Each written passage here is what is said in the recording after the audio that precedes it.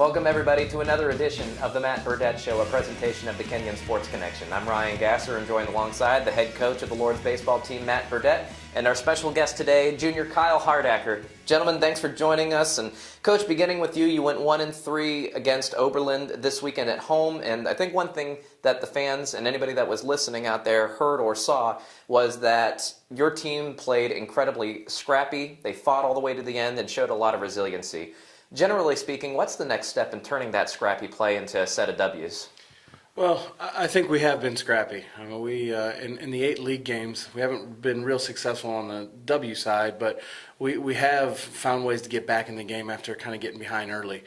So we have shown some resiliency, some scrappiness. I think we probably need to play better early in the game so we don't have to have that moniker.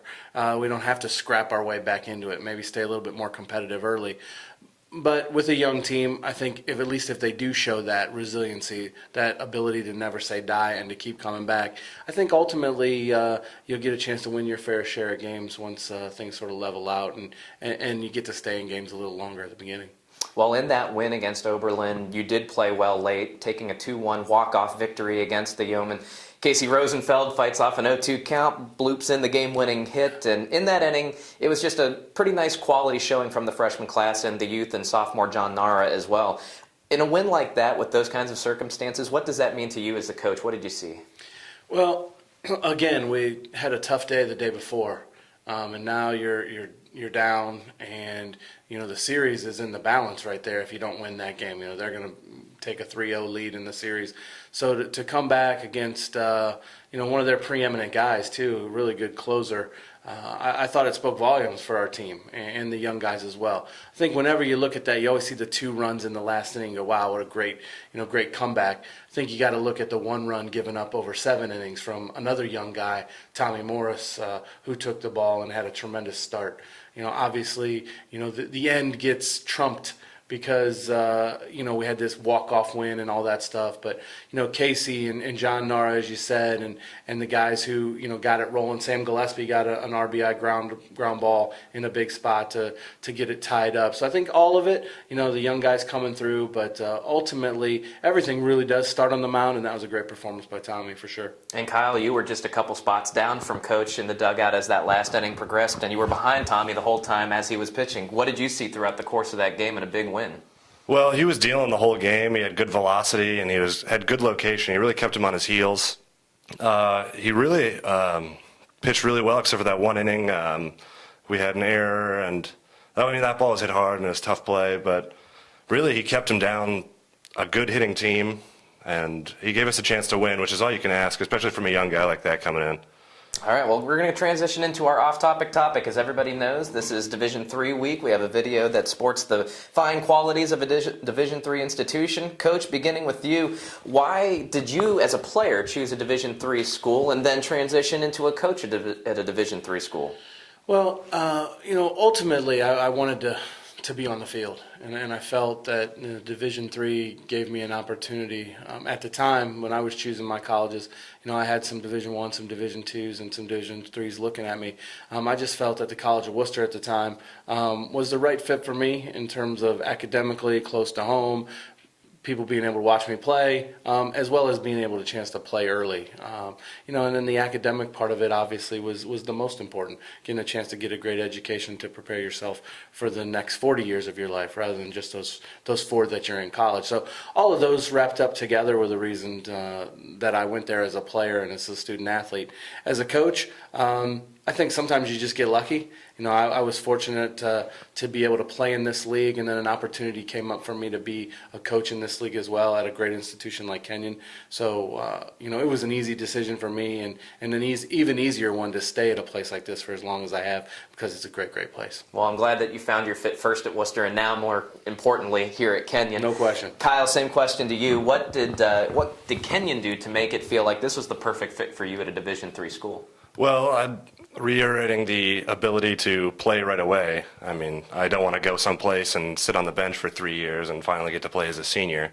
That's no fun. I mean, you want to go out there and get right away, have a chance to earn a spot and play a bunch. Also, the education, which he mentioned earlier, is a huge part of it. because baseball is going to be over here soon for me, and I've had a great run and I've had a lot of fun, but I also have to think about the rest of my life, and Kenyon's allowed me to play baseball at a high level and also pursue academics and go into the rest of my life. Well, a couple more opinions on why Division III is so great. If you haven't already, check out the video that's on athletics.kenyon.edu highlighting some more members of our senior class's opinions of why D3 is the way to go. Going back onto the diamond, though, guys, Coach, your guys are growing as ball players and students. We're talking about the young guys on the team. How pleased are you with their progress so far? I am pleased. I don't think you really know what you're going to get from young players. We've been very fortunate that our young players get a chance to play. As Kyle mentioned just a second ago, an opportunity to get on the field is such a major piece of the puzzle. Our young guys have had a chance, a lot of them throughout history here, and during my tenure. And this year's no different. In fact, it's maybe skewed a little bit to the plus side with so many of them playing. But I have been pleased. At certain points at every part of the season, in every level, whether it's defense, offense, or on the pitching mound, we've had contributions. So, it bodes well for the future. Short term, I think it bodes well for the future long term, and I am pleased. I'd like to see more wins, just like everyone else would, but that's going to come. I really believe that, and we just need to get a little bit more experience, a little bit more seasoning, and I think all those wins and all the good stuff's going to follow. Kyle, you're a junior leader on this team, and you were just in those freshman shoes a few years ago. What are you, the older, wiser one, telling all these young guys? Well, it's definitely a unique position. Being older now, I'm kind of more of the guy. But being a younger guy, I try to tell them, just calm the game down, because when you're coming from high school to college, you're like, oh, it's going to be such a faster game. I have to be really quick. But if you just calm it down and slow the game down and be efficient, you can make plays and you won't be so discombobulated all the time, running around with like a chicken with its head cut off. And another thing is you want to stick to the process. Even though things aren't going as well, you want to keep doing things the right way, and eventually it'll work out. Like hit the ball hard, making plays, being aggressive, and eventually it'll work itself out. And don't get down. We have a lot of games and a lot of innings and opportunities, and you can get out of funks and stuff like that. They happen, and you just got to work through it. Well, you're making a little bit of a transition yourself. You've gone and you've played third, you've played first this year, and now you're actually kind of transitioning into the shortstop position. Similar kind of path that last year's shortstop, Zach Carson, had, where he was all over the place and then found a home there. So what is your feeling about shifting into this new position and your comfort level with it? Yeah, it's kind of been interesting. We've started the season with a different shortstop, and each year it's like the older guy comes in and settles it down. With Ensing, he bounced around a lot, and he finally came in as a senior and calmed things down. And Carson came in as a senior and got things going and really solidified our defense. And this year it's kind of been me stepping in. It's been an interesting transition. It's kind of middle of a series. You come in. But that being said, I played shortstop in high school for a year, and I played that primarily before high school also. So I wasn't completely unaccustomed to the situation. So, I still know how to play shortstop. It's baseball. It's not going to be too radically different. And, I just come in, try to do my best and calm the situation down. We need routine plays, not necessarily spectacular plays. And so just try to get each out and keep the game moving and help our pitchers out. So what's been the most difficult part of the transition? Knowing your different responsibilities, the view, what is it? Well, we practice as a defense, so you kind of get to know all of the positions. I'd say the toughest transition is covering the most ground, because at third base, it's mostly a step and a dive. You don't have to cover as much ground. But at shortstop, you have a wide field to cover, so you have to cover from second all the way into the hole. So the first step is much more important. I'm trying to work on getting my range back a little bit.